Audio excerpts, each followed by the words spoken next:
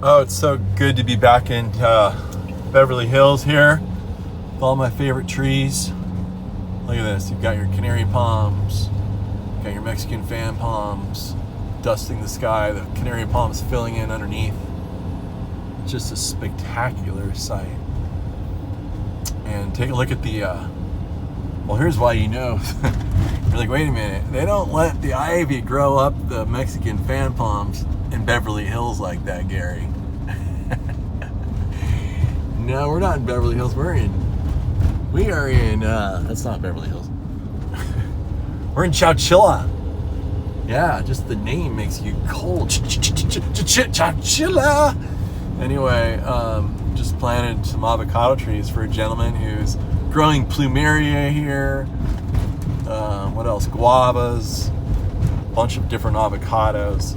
So it just goes to show you the whole entire Central Valley is going tropical again. It used to be tropical with palms lining the shore when it was an inland lake, inland sea, but going tropical again. Yeah. Anyway, beautiful trees in Chowchilla. So I'm down here in Selma. That's Selma right there. And, well, Selma's just south of Chowchilla. Chowchilla is south of Modesto, and I'm not even sure how all the towns stack up, but I'm just driving along, minding my own business, like I always do, and something catches my eye, and I'm like, what the heck? What kind of tree is that? It looks like some crazy ficus tree. One that I've never seen before. And no, I'm not in San Diego. I'm not at Balboa Park. I'm not at San Diego Zoo.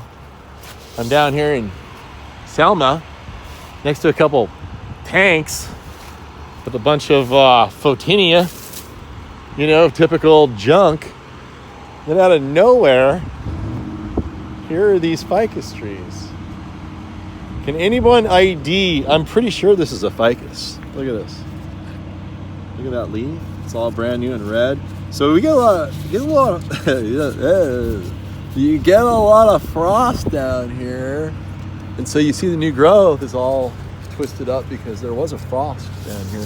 But the rest of the tree looks fine. Isn't that cool? Huh.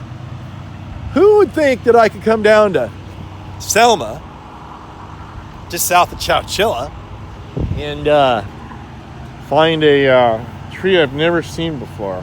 I've literally never seen this one. I'm not sure if it's a ficus, but it sure has a ficus-like trunk, foliage, new growth. I want to know the species name of this plant. I'm sorry I don't have it. It has little red stems. Stems are pretty red. There's two of them here. And it looks like the guy trimmed off. It's too bad that I didn't get here sooner. I could have rooted these cuttings.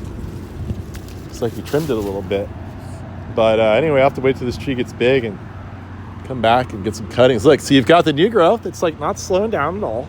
The frost is just like, whatever. We're just going to freak out a little bit from the frost. And then we're going to grow beyond that. Here's the new growth. I'm sure there'll be more frost this winter. But it looks like this thing can at least handle a good frost, and it'll just get a little bit tinged on the new growth. Kind of the same thing like a Meyer lemon would do, or an avocado. But isn't that a pretty tree? Look at this wispy, big tropical leaf. I'm going to say it's a ficus. Look at the leaf. That looks like ficus to me. But I don't know which one. Anyway, help me out. Help me out. Chowchilla, Selma. You never know what you'll find out here. Back on the road. Wrong. How wrong I was. I'll teach you how to be a plant nerd. Basically, you go see plants, you don't know what they are, you ask everybody, you show them photos, and eventually you find somebody who says, oh yeah, that's Eugenia. Except it's not Eugenia anymore. They've changed the name once again. And we were not looking at a ficus, we were looking at Syzygium cumini. Syzygium cumini? That might be a really good pet name. Come here, Syzygium. Anyway, it is the Malabar plum, the Java plum, the black plum, and that's what we were looking at out in the Central Valley, in the middle of nowhere. Well, I shouldn't say nowhere, but it is kind of nowhere up there in Selma.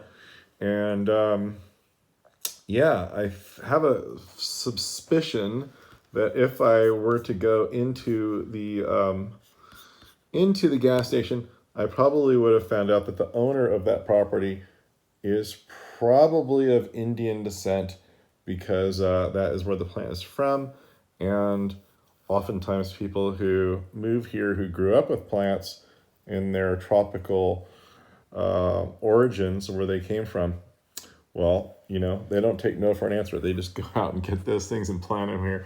And I have to believe that that is the case. I think I want to go back and find out who was behind planting that plant. But here it is. Now, interestingly, it is it's actually an invasive species. It has a fruit, really good fruit that has lots of medicinal qualities to it. People sell that fruit for in medicinal form. But interestingly, too, I read here on Wikipedia that it was introduced into Florida by the United States Department of Agriculture in 1911.